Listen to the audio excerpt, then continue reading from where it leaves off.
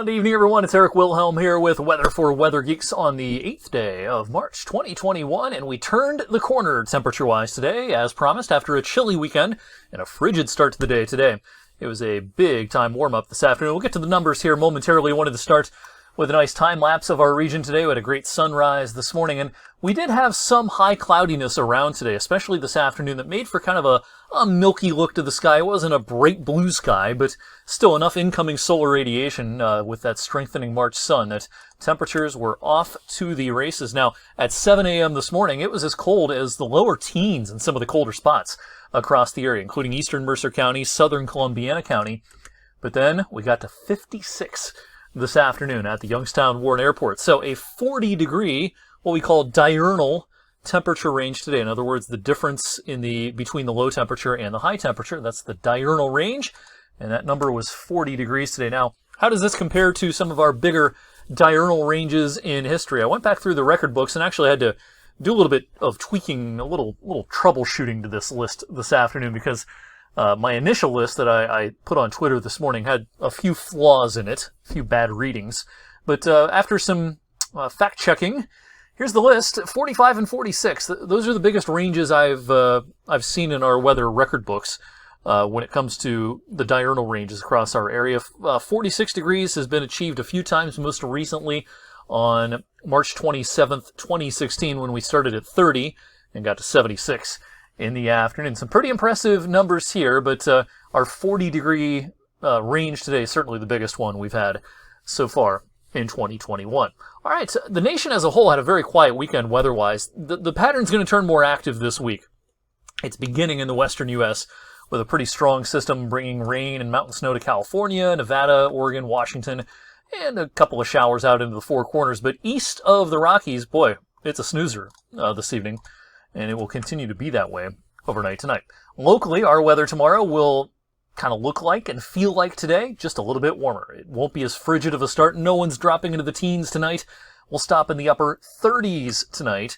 And I do think that that veil of high clouds will increase once again on our Tuesday. It's going to be kind of what I call a milky sky again. But it'll be the warmest day of the year so far. We'll crack 60 in most spots. In the wake of this warm front, even warmer on Wednesday with a gusty breeze and some sun, although, again, clouds may increase in the afternoon. We should get into the mid-60s without much of a problem on Wednesday. And Thursday should be just as warm, albeit a cloudier day. Now, our rain chances Thursday are not that high. I think there can be a couple of showers around. I wouldn't bet on it being a completely dry day. But I think the rain's more likely Thursday night, well after sunset Thursday evening, as this cold front pushes in from the north and the west. I mentioned the wind on Wednesday. The highest gusts will probably be in western Ohio, but I could see where we get some 30 to 35 mile per hour gusts around here before Wednesday is through. They might push 40 to 45 out towards I-75 in western Ohio. As far as how much rain to expect, again, most of this coming Thursday night.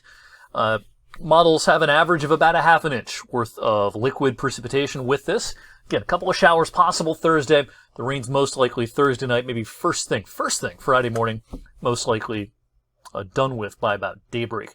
All right, very warm compared to the average over the next few days, but then that gets off the playing field, and this is not, we're not heading into the deep freeze. It's not a pattern that's reminiscent of February's attack of the polar vortex or anything like that, but it is just kind of back to normal for the second week of March, and our averages are rising quickly at this time of the year. Over the next 10 days, our average highs rise from 43 to 47 degrees, and so these temperatures by the weekend will be back there in the mid-40s.